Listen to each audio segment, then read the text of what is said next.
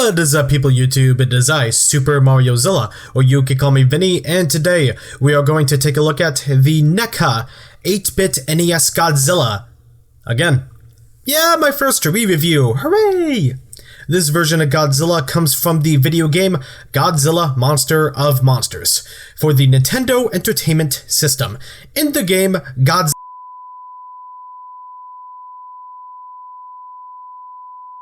And there you go. This isn't the first 8-bit figure that NECA has done, and since they got the license, this seemed like a no-dur idea, and it looks really cool. However, at the time of this video, NECA no longer has the license for Godzilla figures, and this figure is on the aftermarket. Is he going to be worth getting to complete the NECA Godzilla collection? We're going to find out right now. So the mold here used is the 1984 Godzilla sculpt. A lot of collectors argued that this should have been the 1954 sculpt or the 64 sculpt, but 84 sculpt wasn't really a bad choice either. And even then, the paint aesthetic more than makes up for it in my book. The paint is this light turquoise blue paint. The eyes are red with dark pupils. On the game sprite, the eyes were pretty much transparent, so I see why they gave it color here. I do have a bit of a red splotch on there, so that sucks. The paint on the teeth is also not very good. Even for a $30 figure, it could have been better. On the body, some parts are black to better match the sprite, and others are blue, with some light blue pixels to represent 8-bit. If you owned the first 84 Godzilla, you know what to expect with the sculpt. It's decent. We got some light blue pixels on the legs again to try and match the 8-bit sprite used in the game. Unfortunately, because this is a reuse, they did not fix the horrendous ingrown toenail. Come on. The best part of this figure is without a doubt the dorsal plates, completely resculpted to match the sprite, and the paint here is top notch. They are really big, so that's a bonus. Looks great. The tail is pretty short, which is fine. The in-game sprite also had a short tail. Most of it is light blue, with some black to match the transparency of the sprite. So overall, the figure looks quite nice. Some QC issues, absolutely, but it's definitely not a deal breaker. Articulation is not bad, it's pretty good, but, you know, there could be some improvements, so let's get into it. Jaw is on a hinge, head is on a ball joint, as well as the neck.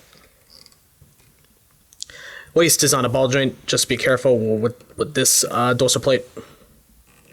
Careful with that. Arms are on ball joints. Elbows are on a single hinge and on a swivel. Hands are on a ball joint. Legs are, I think, on a ball joint, but I don't know. They always go off at an angle, and I hate that. I hate that. They go off on an angle, and there's not really much you could do to change that.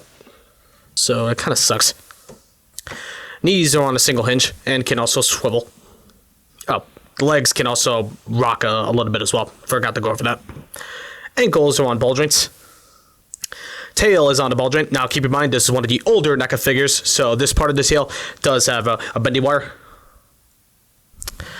So articulation is not bad, but waist and leg joints could use work.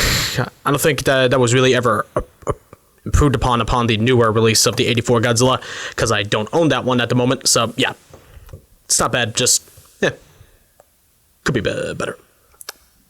NECA figures are generally bigger than Monster Arts figures, but if you need this figure on a display to recreate a scene from a famous internet ghost story, then you can definitely do that. Choice is all yours.